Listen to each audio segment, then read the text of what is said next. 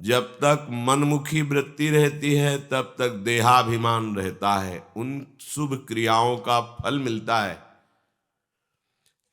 लेकिन निरहंकार होकर अपने स्वरूप में स्थित होना या दैन्य होकर भगवत प्रेम राज्य में प्रवेश पाना असंभव है, क्योंकि देहाभिमान गलित ही होता है शास्त्र सद्गुरुदेव की आज्ञा पालन करने से। हमारे हृदय में आज्ञा पालन का स्वभाव बन जाना चाहिए। अभी तक हमारे हृदय में मन की वृत्ति के अनुसार चलना आया है। मन की वृत्ति के अनुसार दो ही चल करके सुखी रह सकते हैं। एक तो जिनका मन कृष्णाकार हो चुका है, भगवदाकार हो चुका है वो, और दूसरे अबोध बालक जिनके हृदय में अभी बुद्धि का विकास नहीं हुआ, वो स्फुरणा के अनुसार चलते हैं। अबोध बालक, विक्षिप्त पागल, एक ही बात है। उसके ज्ञान का विकास नहीं हुआ, उसका ज्ञान नष्ट हो गया है। और एक ज्ञान की चरम सीमा में, स्वरूप अवस्था में बोध संपन्न महापुरुष या भगवत भाव तन्मया स्थिति को प्राप्त महापुरुष, ये जो मन की वृत्ति इनकी उदय होती है वो भगवत स्वरूप होती है। अब उनको विचार नहीं करना है, जैसा मन में आया वैसा कर दिया, क्योंकि अब मन नहीं रहा। कान भय प्राण में, प्राण भय कान में, ही में ना जान परे कान है कि प्राण है। एक ये स्थिति। एक अबोध, अभी ज्ञान का विकास नहीं हुआ, वो अबोध बालक, और जिनकी ज्ञान शक्ति नष्ट हो गई है वो पागल। अगर मन की रुचि के अनुसार बीच वाला चलेगा तो उसको सिद्धि की प्राप्ति नहीं होगी। सिद्धि अपने आराध्य देव के चरणारविंद की प्रीति में सब कुछ शुद्ध बुद्ध खो गया, ये परम सिद्धि। ऐसा क्यों होता है कि हम मनमानी आचरण त्याग नहीं पाते? उसका कारण होता है सूक्ष्म वृत्ति, देहाभिमान। जहां आप मन के विरुद्ध चलने की कोशिश करेंगे वो जलाना प्रारंभ कर देगा। मनमुखी संसारी जीव होते हैं, गुरुमुखी उपासक होता है। कभी कभी गुरुमुखी का एक व्यवहार कर लिया जाता है पर आचरण में नहीं उतारा गया, क्योंकि मनन नहीं हुआ।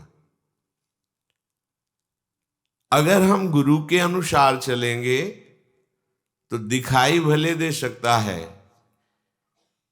कि इनके बताए साधन पर कोई विशेष गाढ़ स्थिति तो दिखाई नहीं देती, ऐसे चलने से ठीक रहेगा। तो जहां तुम्हें गाढ़ स्थिति नहीं दिखाई दे रही थी वहीं भगवत स्वरूप विराजमान है। आज्ञा का पालन करने वाले का अगर पैर फिसल कर गड्ढे में भी चला जाए तो वहीं उसे भगवान मिल जाएंगे। अर्थात वो अपने मार्ग से भी यदि फिसल रहा हो तो आज्ञा पर जीवन भर चला है, उसका लक्ष्य वहीं मिल जाएगा जहां वो गिरा है। मनमानी आचरण करने पर हमारे हृदय में आत्मसमर्पण वृत्ति उदय नहीं होती। आत्मसमर्पण वृत्ति के उदय हुए बिना ना तो ब्रह्मबोध होता है ना प्रेम रस होता है। 8 प्रकार की भक्ति करने का फल है आत्मसमर्पण। और आत्मसमर्पण का तात्पर्य है अब जो ये कहें अक्षरशः करें हम सोई, आयस लिए चले निज दासी। बिल्कुल कोई भी अपने मन की एक वृत्ति भी नहीं, बात नहीं, एक वृत्ति भी नहीं, केवल आज्ञा में तत्पर। तो अब क्या हुआ? आत्मसमर्पण के बाद बोले पाई रस भक्ति गुण जुग जुग जग दुर्लभ भव इंद्रादि विधिम। जो त्रिभुवनपति देवराज इंद्र को और भगवान ब्रह्मा को भी सौभाग्य प्राप्त नहीं है, हरि गुरु चरण आश्रित आत्मसमर्पण किए हुए उपासक को वो कृपा से प्राप्त हो जाती। पाई शब्द है, पाई माने उन्होंने कृपा करके दिया।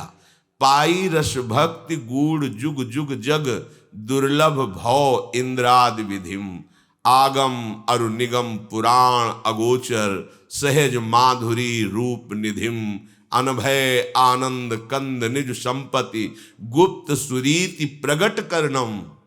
ये साधन से गुप्त सुरीति प्रगट नहीं होती, ये कृपा से हुई। जय जगोद्योत व्यास कुल दीपक, श्री हरिवंश चरण शरणम।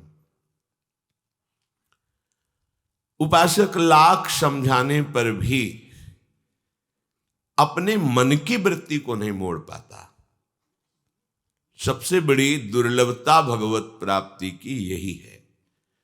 वो जलन सहन करने में असमर्थ है, उसकी भाषा अलग होती है। अभी बोलेगा कुछ, आचरण में होगा कुछ।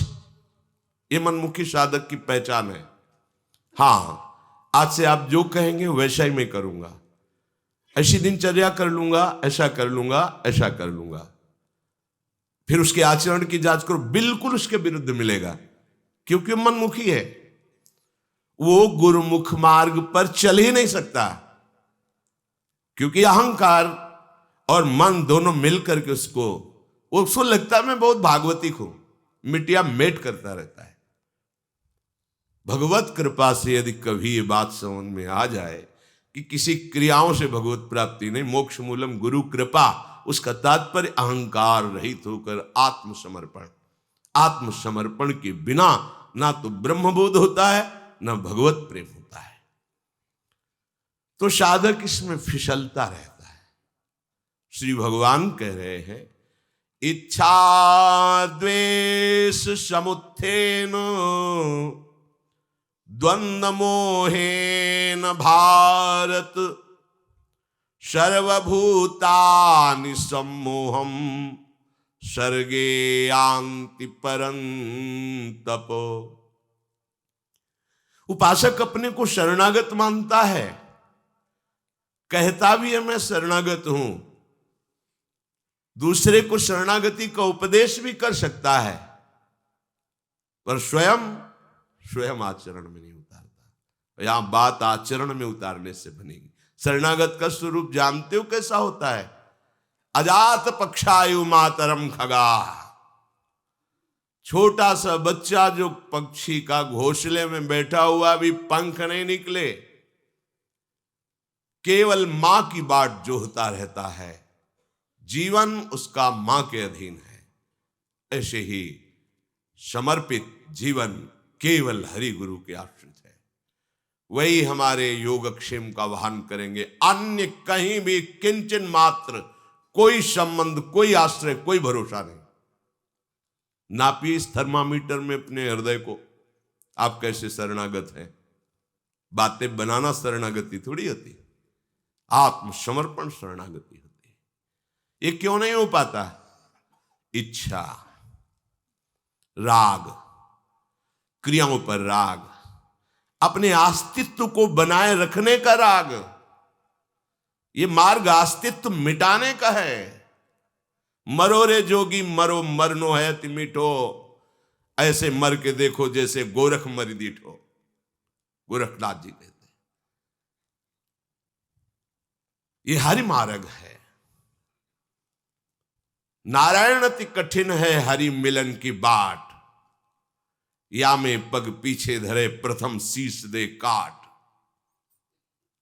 पड़ेगा। शीश काटने का तात्पर्य है कठपुतली बनना। जैसा नचाओगे वैसा नाचूंगा। अब जोई जोई प्यारो करे सोई मुझे भावे, मेरी कोई इच्छा नहीं। ये जन्म मरण क्यों होता है? यही इच्छा द्वेष समुत्थेन द्वंद्व मोहेन भारत। स्पष्ट श्री भगवान कह रहे, फिर भी समझ में नहीं आ रहा।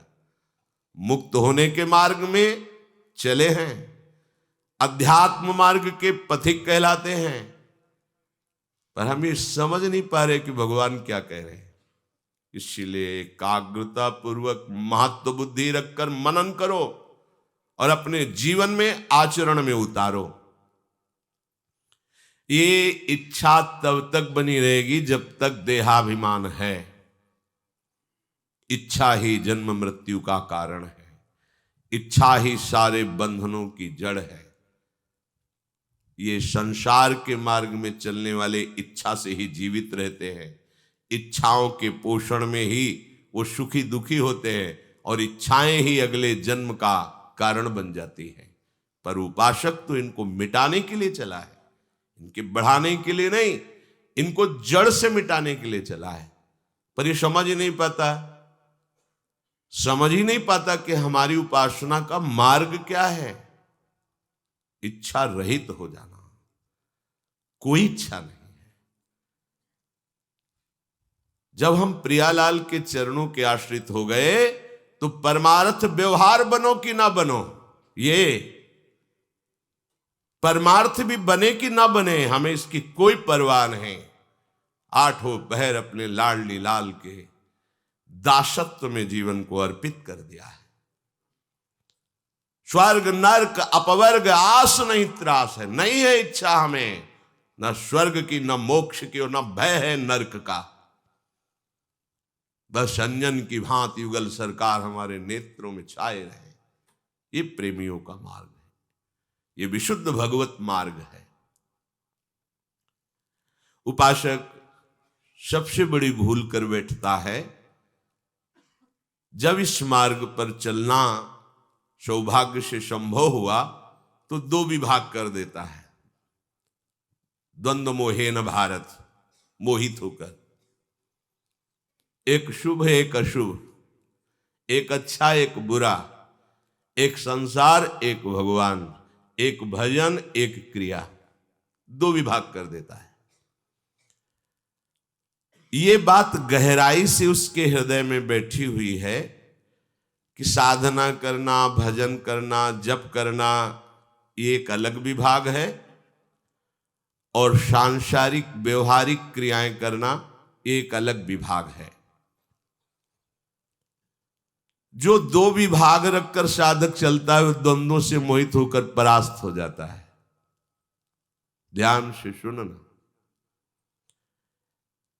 कारण कि माला और नाम जप उसको तो समझता है भजन, और जितनी क्रियाएं हैं उनको सब संसार की समझता है। बिगड़ गया साधन पथ, क्योंकि हमारी वृत्तियां संसार में ही पूर्व से लगी हुई है। वो दिखावे में माला चलाएगा, लेकिन एक एक वृत्ति प्रश्नवाचक है। जब तक उसका उत्तर नहीं होगा तब तक स्थिति नहीं आएगी।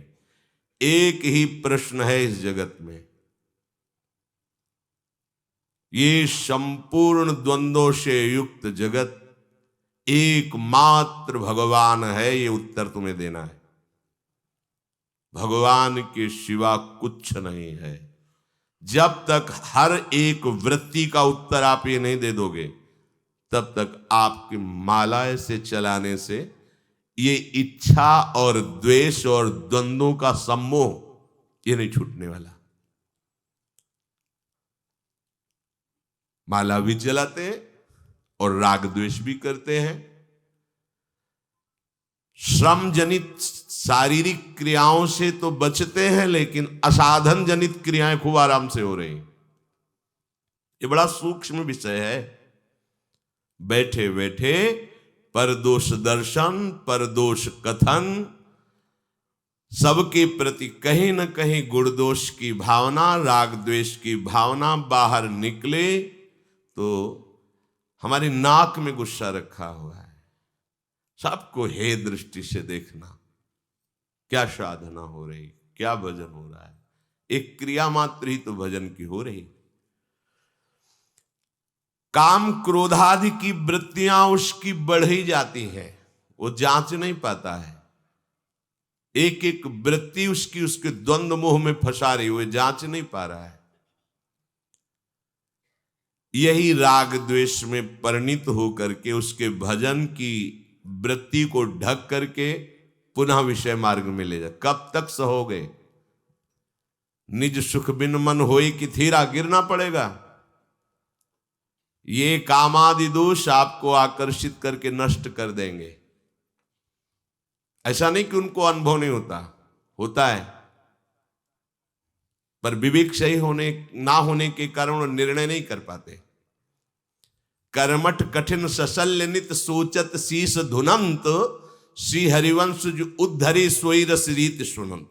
सोई रस रीत सुनंत अंत अनसहन करत तब, जब जब जियन विचार सार मानत मन तब तब।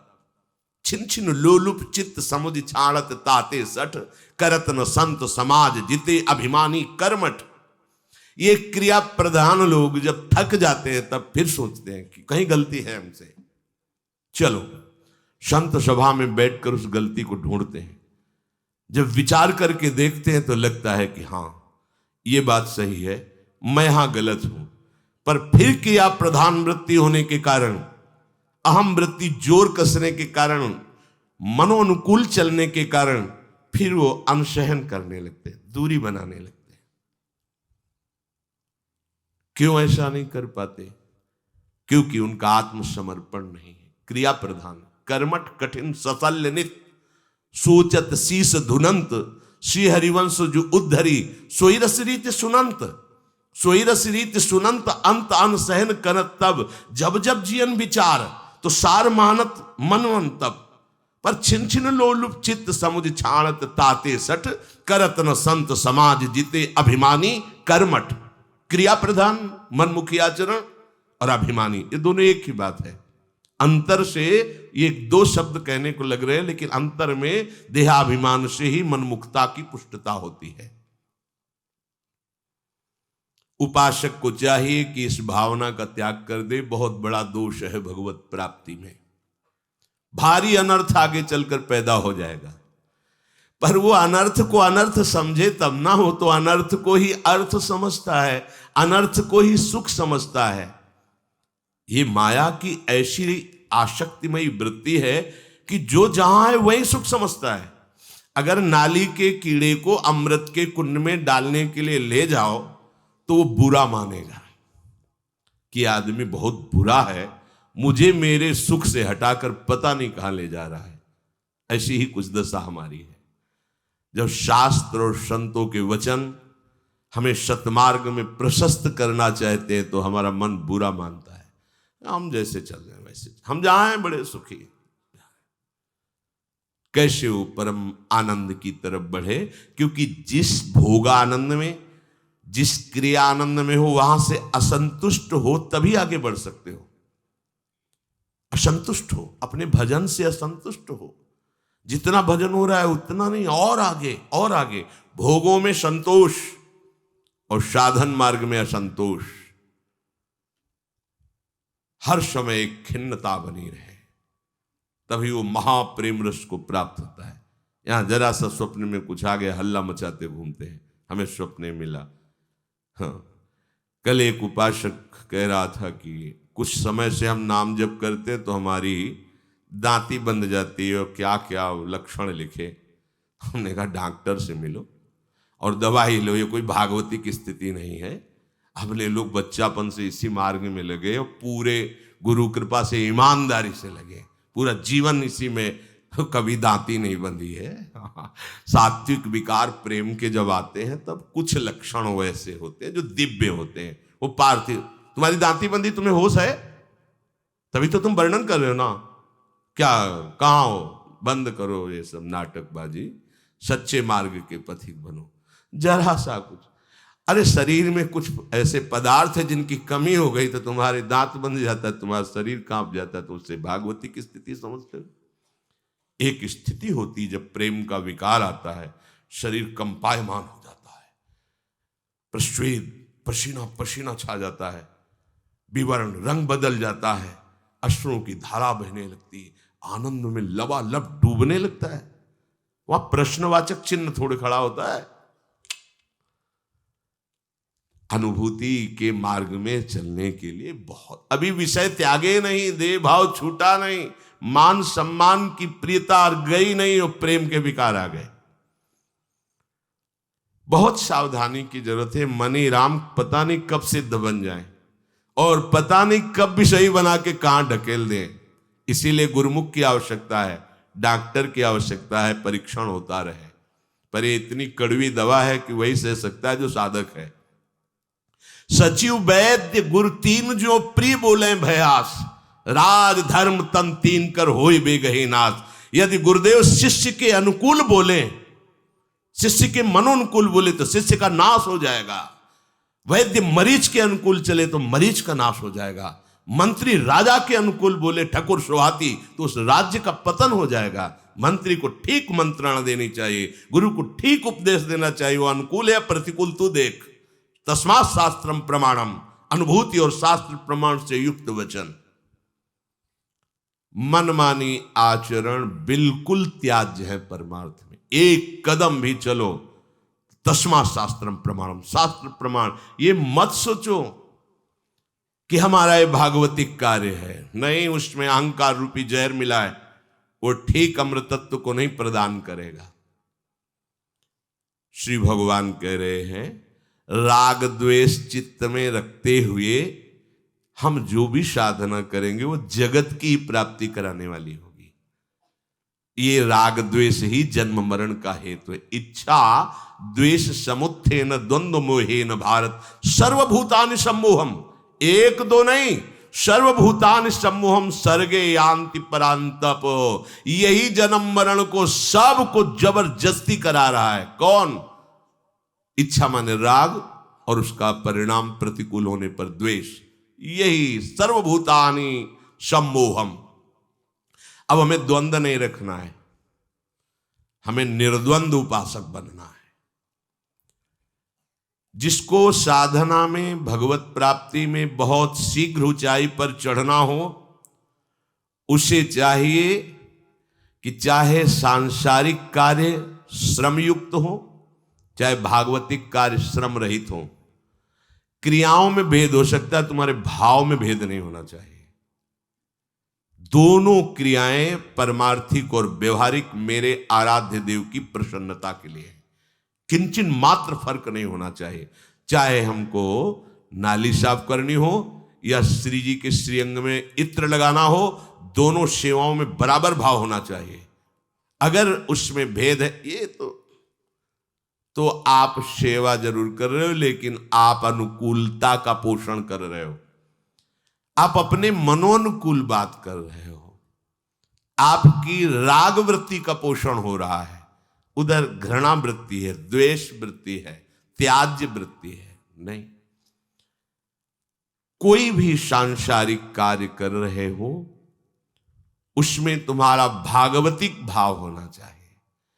कोई भी परमार्थिक कार्य कर रहे हो उसमें आपका भागवतिक भाव तो है ही। अब जो सांसारिक कार्य भी भागवतिक हो गया तो द्वंद्व नाम खत्म हो गया।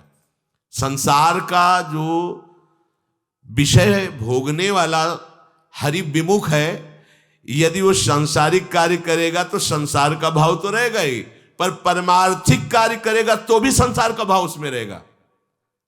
मेरा अमुक कर्म बन जाए अमुक, उसका साध्य होगा संसार। ध्यान दीजिए। और जब भागवतिक कोई भगवत प्राप्ति के लक्ष्य वाला साधक सांसारिक क्रियाएं करते दिखाई देगा तो उसका भागवतिक भाव होगा। परमार्थिक क्रियाओं में तो भागवतिक भाव है ही, पर वो सांसारिक कार्यों को भी भागवतिक भाव बनाएगा। इसलिए उसको कोई भी द्वंद्व सम्मोहित नहीं कर सकता। सर्वभूतानि सम्मोहम, पर भक्त को नहीं, भगवद आश्रित को नहीं, क्योंकि उसने जितनी चेष्टाएं की वो सब प्रभु के लिए, प्रभु प्रसन्नता के लिए भगवत भाव रखकर। फिर समझिए, अगर वो सांसारिक लक्ष्य वाला है तो सांसारिक क्रियाएं तो सांसारिक भाव से है ही, भागवतिक क्रियाएं भी उसकी सांसारिक भाव से होती है। अगर भागवतिक लक्ष्य वाला है तो भागवतिक क्रियाएं तो भगवत भाव से है ही, पर सांसारिक क्रियाएं भी उसकी भगवत भाव से होती है। इसलिए द्वंद्व मोहे न भारत, ये द्वंद्व रहित होता है, वो द्वंद्व से मोहित होता है। परमार्थिक और सांसारिक क्रिया भेद हो सकता है, पर उपासक का भाव भेद नहीं होता। एक ही भगवत भाव में रहता है। अपने आराध्य देव की प्रसन्नता के लिए वो चाहे जो चेष्टा हो, परमार्थिक हो या सांसारिक हो, जब आज्ञा हो गई तो बिना कुछ विचारे उसमें उतर जाता है और उसका परम मंगल होता है। जब परमार्थिक क्रिया हो या सांसारिक क्रिया हो, उस समय साधक को यह भाव रखना चाहिए कि मैं एक शरणागत उपासक हूं, मेरा लक्ष्य भगवत प्राप्ति, ये जो मैं क्रिया कर रहा हूं इससे मेरे प्रभु प्रसन्न होंगे, ये प्रभु के लिए कर रहा हूं। चाहे वो फावड़ा चलाना हो, चाहे वो नौकरी करना हो, व्यापार करना हो, गृहस्थ हो या विरक्त हो, जो भी सेवाएं हैं, जो भी मार्ग हैं हमारे प्रभु के, ये बहुत शीघ्र अध्यात्म की ऊंचाई पर उपासक चढ़ जाएगा। क्रिया भेद होने पर भी भाव भेद ना होने से उसे द्वंद्व नहीं व्यापेगा। खास बात समझिए, हम साधना तो करते हैं पर द्वंद्वों से परास्त रहते हैं। जब द्वंद्वों का प्रभाव हमारे ऊपर रहेगा तो हम परम पद के अधिकार से रहित हो जाएंगे। परम पद का अधिकारी वही द्वंद्वैर विमुक्ता। ध्यान दीजिए, भगवत दर्शन का अधिकारी वही द्वंद्वैर विमुक्ता। इसीलिए सेवक जी ने रसिकों के संग के पहले पंक्ति रखी, सब जीवन सो प्रीति रीत निवाहत आपनी श्रवण कथन परतीत, यह जो कृपा हरिवंश की। ऐसे चलोगे तो तुम द्वंद्वों से निपटने की ताकत रख पाओगे। क्या? शत्रु मित्र समझान, मान मान अपमान सम, दुख सुख लावन हान, यह जो कृपा हरिवंश की। अब नित एक धर्म संग तो रंग बढ़त नित नित सरस, क्योंकि द्वंद्वों को उसने परास्त कर दिया है तो रंग बढ़त नित नित सरस, नित नित प्रेम अमहंग, यह जो कृपा। बस इसी के बाद सीधे निर्खत नित्य विहार, पुलकित तन रोमावली, आनंद नयन सुधार, यह जो कृपा हरिवंश। खुली आंख से प्रिया प्रीतम की दिव्य लीलाओं का दर्शन उस उपासक को आचार्य गुरु कृपा से होता है। गुरु कृपा अमोघ शक्ति है। उपासक का उद्देश्य आराध्य देव की प्रसन्नता है, इसलिए उसे कोई भी कर्म बांध नहीं पाता। कोई भी कर्म नया फल पैदा करके उसे दंड या पुरस्कार नहीं दे सकता। दोनों क्रियाओं का फल चाहे परमार्थिक हो या सांसारिक हो, उसे भगवत प्राप्ति। एशाम त्वंत गतम पापम, बहुत बढ़िया मंगलमय बात है। नहीं, कोई भी क्रिया होती है वो बिना फल दिए नहीं रहती, वो फल देती ही अवश्य है। उपासक समझ नहीं पाता। एक कल उपासक प्रश्न कर रहे थे, वाराणसी से आए थे, ज्ञान की नगरी भगवान शिव की, कि आपके सत्संग में जो हमने सुना उसमें ये बात तो मुझे समझ में आ गई कि संसार साधन है और श्री जी साध्य है, समझ में आ गया। लेकिन साध्य ही संसार है, श्री जी ही सब, हमारे साध्य ही आराध्य देव। सर्वानुवस्ततया निरीक्ष परम स्वाराध्य बुद्धिर्मम, आचार्य चरण कह, ये बात हमको समझ में नहीं आई। तो आपको समझ में नहीं, इसका मतलब है कि वो गलत नहीं है, आपकी समझ है। फिर हम कहा आपको जो समझ में आई अभी वो भी समझ में नहीं आई। देखो हम तुम्हें समझाते हैं। आपने कहा संसार साधन है और श्री जी साध्य है, ये बात समझ में आ गई? जी नहीं आई। आप शरीर हो, आपकी कुछ मांगे हैं, आप कुछ भोग प्रिय लगते हैं, आप कुछ भोग भोगते हैं, जी कहां साधन हुआ? स्वयं भोक्ता और कर्ता भाव हो तो श्री जी कहां साध्य हुई? अहम साध्य हुआ। इसीलिए अगली बात को तुम स्वीकार नहीं कर पा रहे। पहले पिछली बात को ठीक से स्वीकार कर लो कि शरीर और अंतर की मनोवृत्ति, अंतःकरण धर्म और स्वभाव, ये सब श्री जी की सेवा के लिए है। लगाओ इसको तो अभी आपको दर्शन होने लगेगा कि श्री जी के सिवा और कुछ है ही नहीं। चिद चिद लक्षणम सर्वम राधा कृष्ण वयम जगत। अपने लोग क्या होते, थोड़ी बात पढ़ ली या सुन ली और उसी को हम समझ लेते हैं हम सिद्ध हो गए। अनुभूति में जब तक वो बात नहीं आती है, अनुभव में, अब अनुभव कैसे? इसीलिए गुरु चरणों के समीप जब तक हम नहीं बैठते तब तक हमें पता नहीं चलता। जैसे देहाती भाषा में कहते हैं, ऊंट पहाड़ के नीचे जब तक नहीं आता तब तो अपने को बहुत बड़ा समझता है। हम लोग जब गुरुजनों के चरणों में बैठते हैं तो धिक्कार अंदर पैदा होता है, कैसा इनका भजन, कैसी, कहाँ मेरा जीवन, ऐसा। और जब हम ऐसे तो लगता है इनसे तो बहुत बढ़िया है। तो हमें क्या देखना है? आगे देखना है, पीछे लौट के नहीं देखना। हमें आगे अपने गुरुजनों को, उन महापुरुषों, कील ठोक दी गई मस्तक पर और आंख नहीं खुली आराध्य देव के ध्यान में, ऐसे मन श्री कील देव जी महाराज। धर्म विरुद्धों ने मार्ग से हटाने की चेष्टा की, लेकिन वो तो ध्यानस्थ बैठे थे मार्ग में। तो कहा बहुत नाटक कर रहा है, एक बड़ी सी कील लेकर के हथौड़े से उनके मस्तक पर ठोक दी। ऐसे ध्यानस्थ थे प्रिया प्रीतम के कि पूरी कील मस्तक में धस गई और आंख नहीं खुली। ये क्या जान पाओगे? अब इन महापुरुषों के भजन और ध्यान की बात सुनो तो अगर मच्छर कहीं भुनभुना जाए तो हमारा ध्यान भंग हो जाएगा, नहीं हो जाएगा? अगर मच्छर इतना जरा सा ऐसे करे तो ऐसे हो जाए, मसल देंगे उसको उसी में। ऐसा हमारा ध्यान है और हम सर्वानुवस्थतया निरीक्ष का अनुभव करने के लिए निकले। पहले अपनी स्थिति को देखे और महापुरुषों से उपासना सीखे। ये बातें सुनकर समझ में नहीं आएंगी, चलकर समझ में आती है। ये केवल प्रवचन का विषय नहीं है कि सुन लिया या सुना दिया, ये आचरण में लाकर वैसे चलो। जब चलोगे तो अगला कदम आपको स्पष्ट दिखाई देगा, उसके लिए प्रश्न करने की जरूरत नहीं। ध्यान रखना, परमार्थ का पथिक एक एक कदम आगे बढ़ता जाए, प्रश्न की जरूरत नहीं पड़ेगी। आगे का मार्ग खुद दिखाई देगा कि अगला कदम हमारा कहां पड़ रहा है, उसकी स्थिति क्या है। ये परमार्थ है, अध्यात्म है, कोई संसारिक मार्ग नहीं कि अंधेरा आगे रहेगा। दिव्य प्रकाश रहता है गुरु कृपा से, और अगला कदम जहां रखना होता है उस स्थिति का अपने आप पूरा अनुभव हो जाता है।